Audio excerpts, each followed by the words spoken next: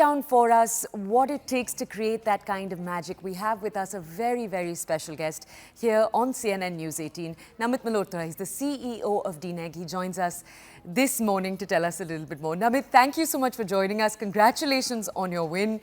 It was really, really lovely actually to read some of your interviews in the run-up in the last few weeks to see that, you were confident. There did seem to be a sense that Dune 2 would clinch this win.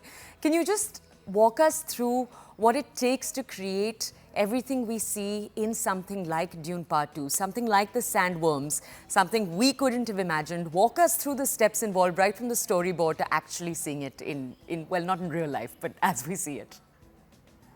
Oh, it's great to be here, and it is an incredibly exciting time. I think it's fair to say that, as an Indian company now, we've had 7 Oscar wins in the last 10 years, which I think is a sort of record in itself in the world, even though we've won 8 totally. But, to say that we won 7 Oscars in 10 years is a pretty, heartwarming feat, and so that is absolutely gratifying. I think, Dune, in terms of its standard of, storytelling, the way it integrates cinematography, production design, visual effects, special effects, and into a very immersive narrative, is really at the heart of why it's so unique. In fact, when the Dune Part One had got the Oscar, I had spoken to people and said, there will be a conversation in our industry that says life before Dune and after Dune, because we had already managed to create such a great standard in that seamless storytelling, where you actually feel like you've transported yourself in that world and you're experiencing it. The question around how those sandworms and those are created, I think it always starts with the vision of the director. Without that, frankly, there is no filmmaking, there is no film. So Denis' vision is absolutely breathtaking. It's our 3rd Oscar with him, and what we've had consistently in all our interactions with him is someone who comes with a very clear imagination of what he's trying to create and how it really embodies itself into the story. And what that basically then starts to do is it starts to put all the various creative departments at work, where we working incredibly collaboratively. There's a lot of R&D, there's a lot of testing that happens in terms of how that interaction of the sandworm will happen with the environment. What kind of light are we sort of looking at? What sort of characters are going to be experiencing when they're on that sandworm? So there's a lot of detail that goes into construction on each and every frame that you see. And that's why you get to see such a breathtaking output. So it takes months and sometimes years of work to really get there. It's a slightly technical question, Namit, but can you tell us, under VFX is a whole umbrella, right? And under that Yes. are multiple different kinds of effects. Tell us something like CGI. Obviously, many have talked about, this debate of, is there too much CGI, too little CGI? Just tell us a little bit about, for your team, when you're deciding how a visual effect should be deployed, what kind of visual effect should be deployed, whether it should be CGI, whether AI should play a part, because that's a whole other argument. What's that process like? So basically, AI is also part of CGI, because if you think about it, CGI stands for computer generated imagery. And what we're saying is that what will be shot practically, what will be miniature, what will be CGI, it's a combination of all of those different facets of, filmmaking that come together. And that is sort of where, it's a very collaborative process, because clearly there are some things that cannot be shot, that cannot be created. And therefore, CGI has that ability to do something that is not practically done in physical terms. But how do you integrate that seamlessly is critical, because you're watching, an entire sequence, you're watching a story, you're watching a journey of a character. And the CGI is meant to enhance that story. It's not meant to take you away and make you feel, oh, wow, that was cool.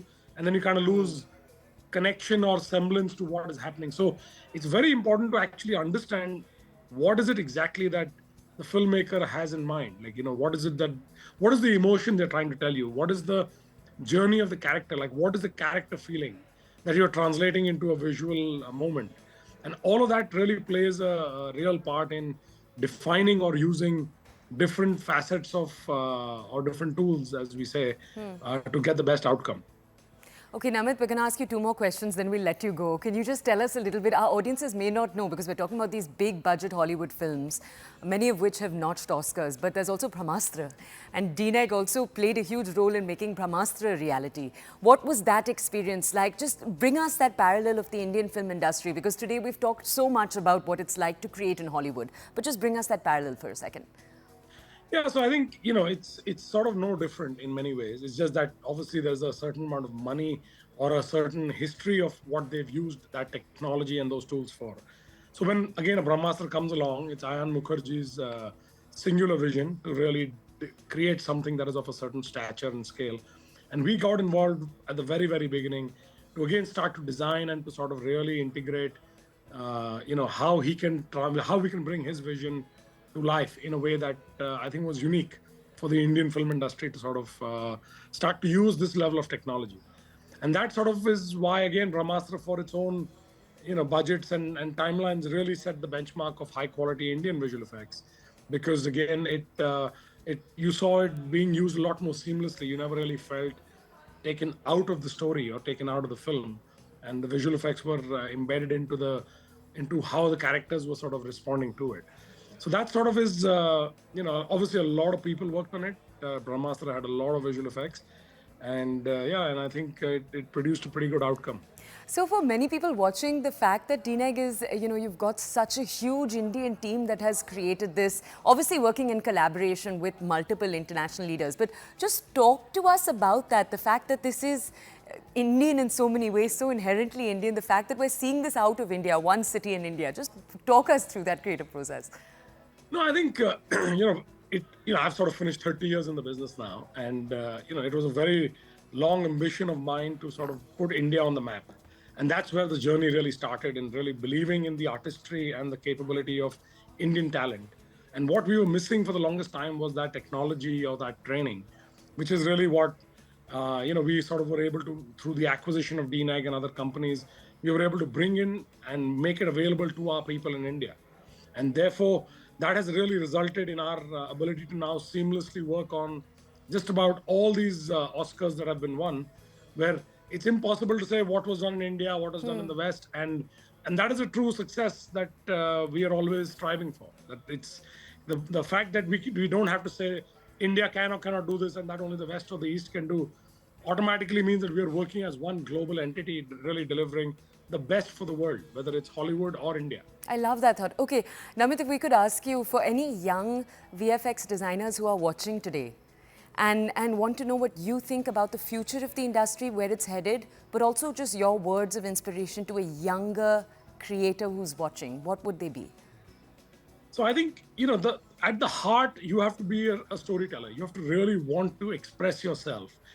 The tools of visual effects are no different than, it's an artistic form of expression. So at your heart, you must have the desire to really have that passion to communicate and to show something and that is sort of where visual effects is, like I said, it's a form of expression for an artist.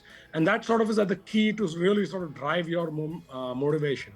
And then you obviously learning a little bit more about the technical craft and the processes that happen in really being able to create that is how you get to a level of Dune. But the journey is no different. It's every artist goes through a similar journey, and my recommendation to every young artist is that if you can dream it, you can do it. This is the world today does not distinguish between the West and the East. We've created great success out of India, and I still feel we're at the tip of the iceberg. There's a lot more to come. So the opportunity and the motivation to really excel is huge. So just fuel your ambition and passion and make it happen.